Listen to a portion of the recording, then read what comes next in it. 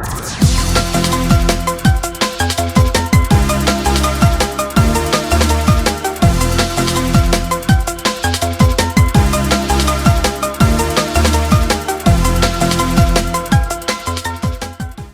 हम पंडित अशोक कुमार जी से चर्चा करेंगे शंख के बारे में।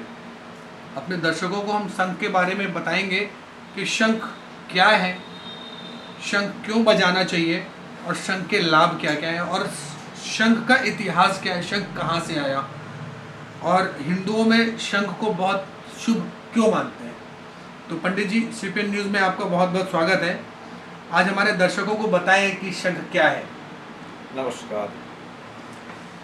देखिए, शंख क्या है, शंख का इतिहास क्या है। शंख जो है एक जीव है और समुद्र में पाए जाते हैं, और समुद्र में जो वस्तु निकलती है वो समुद्र से ही लक्ष्मी प्राप्त हुई, तो लक्ष्मी जी के ये भाई हुए।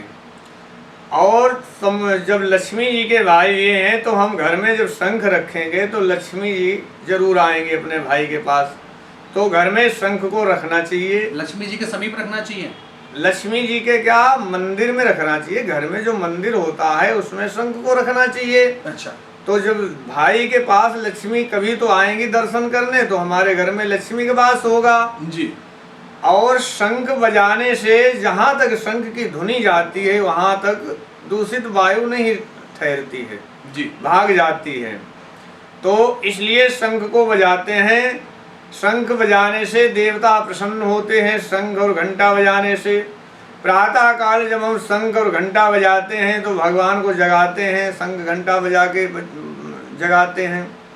और शंख बजाने से हमारे शरीर में भी लाभ होता है, जैसे कि हमारा गला जो है, शंख हम नित्य प्रति बजाएंगे तो गला ठीक रहेगा, फेफड़े ठीक रहेंगे। शंख ध्वनि करने से शरीर भी ठीक रहता है। ये योगा में भी आता है कि शंख बजाएंगे तो शरीर ठीक रहेगा।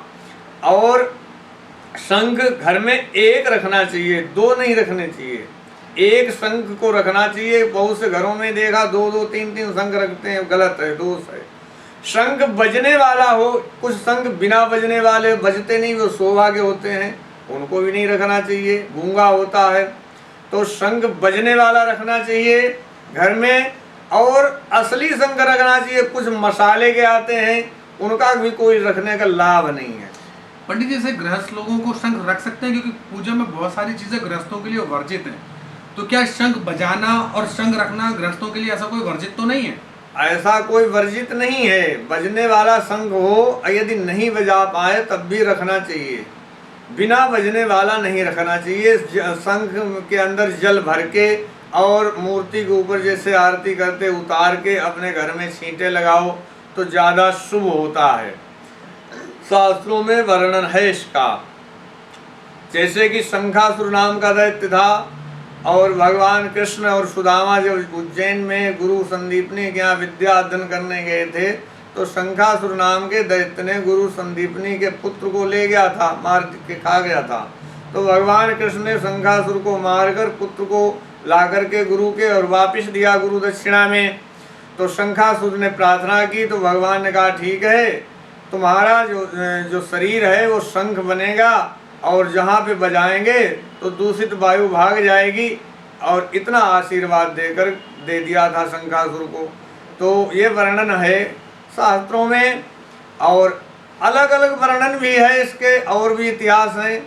तो इसलिए शंख कई तरीका के शंख होते हैं। जैसे महाभारत में भगवान कृष्ण ने पंचजन्य शंख बजाया था, उसे बजाने से विजय की प्राप्ति होती है।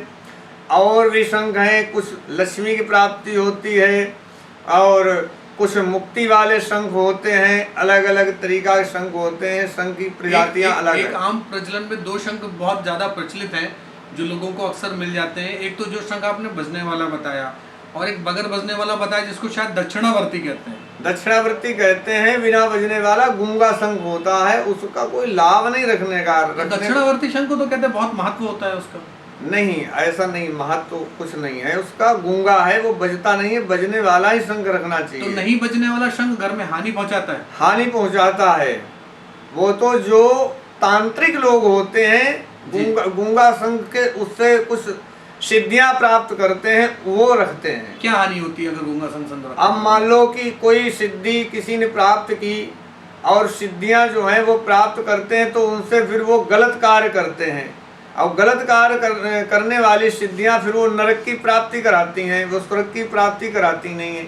इसलिए जो गूंगा शंख रखते हैं तांत्रिक लोग रखते हैं, जिनसे वो क्या नाम वो सिद्धियां प्राप्त करते हैं। नहीं, वैसे भी अगर गृहस्थ वो शंख रखें घर में, मंदिर में रख लें, तो कोई ऐसा नुकसान है उसका, कोई खास नुकसान नहीं, खास नुकसान कुछ नहीं है शंख रखने से। गूंगा शंख रखने से, गूंगा शंख रखने से कोई नुकसान नहीं है, तो लाभ भी नहीं है उसका कोई। रखा है, स्थान है, हाँ स्थान है, बस ठीक है। तो उसको अगर स्थान के रूप में रखें, भगवान के महालक्ष्मी जी के भाई के रूप में रखें, तो शायद कोई नुकसान नहीं हो। नहीं कोई तो नुकसान। दर्शक इसको अपने मंदिर में जो भी शंख हो उसको रखें, रख सकते हैं और उसका लाभ उठाएं। लाभ उठाएं, रख सकते हैं, शंख रखना अच्छी बात। लेकिन कहते हैं सर कि पंडित जी की शंख में कैल्शियम होता है, और शंख का रखा हुआ पानी अगर पिए तो उससे शरीर में कैल्शियम की कमी दूर होती है और काफ़ी अच्छा शरीर होता है। क्या ये मतलब ऐसा बताया गया है? शंख में पानी भर के जो छींटा लगाए जाते हैं जी,